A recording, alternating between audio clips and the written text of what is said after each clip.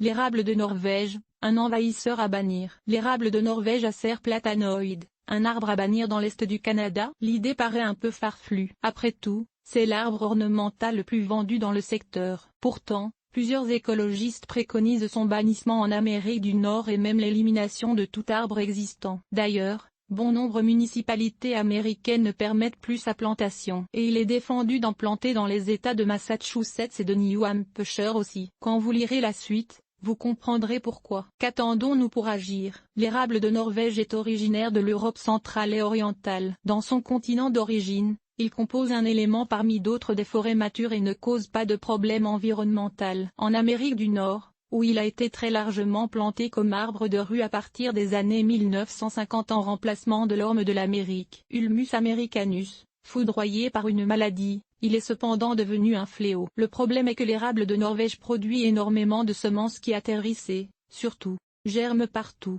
Si ce n'était que pour ce dernier point, cet érable ne serait pas plus envahissant que la plupart des autres plantes introduites d'autres pays. Mais là où il diffère est que, au lieu de se limiter aux zones perturbées, comme le font la majorité des plantes introduites qui sont envahissantes, il s'installe aussi dans les forêts vierges, grâce à sa capacité de germer à l'ombre profonde qui y règne. Là il pousse tranquillement au début, mais finit éventuellement par dominer la forêt, créant une ombre tellement dense que rien ne peut pousser à son pied. Il fait alors concurrence aux arbres indigènes et notamment à l'érable à sucre à Saccharum, jusqu'alors l'arbre dominant dans les forêts du sud-est du Canada et du nord-est des États-Unis. Et c'est l'érable de Norvège qui gagne la bataille, haut la main, d'autant plus qu'il tolère mieux les effets du réchauffement de la planète et de la pollution de l'air et des sols que l'érable à sucre. Certains érables de Norvège, ici Acer platanoide de Chevedlerie, ont un feuillage pourpre foncé. On n'a qu'à se promener dans les forêts urbaines et périurbaines pour découvrir que, dans bien des cas, la majorité des jeunes érables qui y poussent sont des érables de Norvège.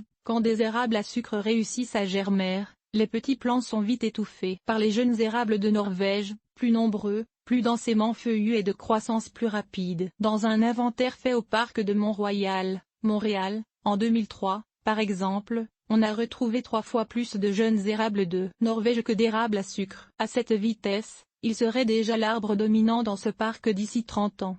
Mais heureusement, les responsables du parc ont lancé un programme pour essayer de limiter les dégâts, voire éventuellement éliminer l'érable de Norvège du parc. La consigne donc, pour protéger nos forêts, la consigne des écologistes nord-américains est d'éviter de planter l'érable de Norvège. Et celui qui en aurait déjà sur son terrain devrait sérieusement songer à le remplacer par un arbre moins agressif. Il serait bien si les pépinières de nos régions lançaient la balle en arrêtant la production et la vente d'érables de Norvège, mais, pour l'instant, elles ne se sont montrées nullement intéressées à collaborer. Vendre des érables à Norvège est trop payant, il faut croire. Il faudrait sans doute une loi qui bannisse la vente de l'érable de Norvège, comme aux États-Unis, pour les forcer à arrêter. Mais disons que l'écologie est rarement une priorité pour les différents niveaux de gouvernement au Canada depuis quelques années. Est-ce qu'une maladie peut sauver nos forêts? Taches goudronneuses sur un érable de Norvège. L'érable à sucre est rarement touché par cette maladie. Heureusement.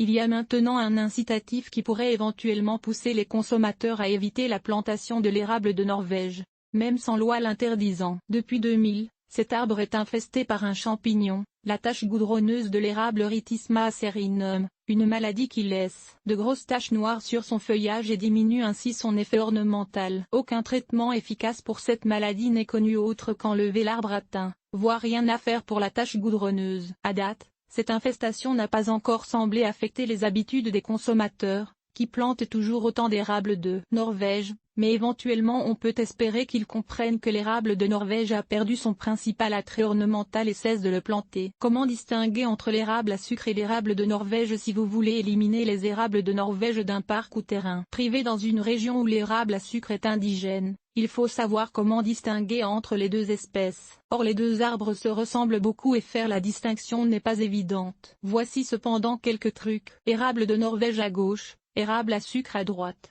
Photo prise en octobre. Photo, Édouard de Morand, http://www.nordsorev.com. Casser le pétiole, tige, d'une feuille. Si la sève est claire, c'est un érable à sucre. Si la sève est laiteuse, c'est un érable de Norvège. Les deux ont des feuilles à 5 lobes pointus, mais si on regarde de près l'extrémité la pointe des feuilles, Celle de l'érable à sucre est arrondie alors que celle de l'érable de Norvège est finement pointue. Il faut regarder de très près. Les deux sont faciles à distinguer l'automne. L'érable à sucre devient orangé ou rouge orangé et ses feuilles tombent relativement tôt, en octobre.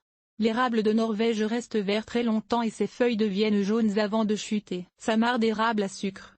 Samar d'érable de Norvège. L'hiver, on peut se fier aux bourgeons. Ils sont bruns et pointus chez l'érable à sucre, vert pourpré ou pourpre, luisant et plutôt arrondi chez l'érable de Norvège. Sur les arbres âgés, l'écorce de l'érable à sucre est exfoliée alors que celle de l'érable de Norvège est finement rainurée. Enfin, les samars, grainellés, des deux ne se ressemblent pas du tout, ceux de l'érable à sucre étant globuleuses et munies d'ailes plus étroites placées presque à angle droit alors que ceux de l'érable de Norvège sont aplatis et portent des ailes larges et presque en ligne droite.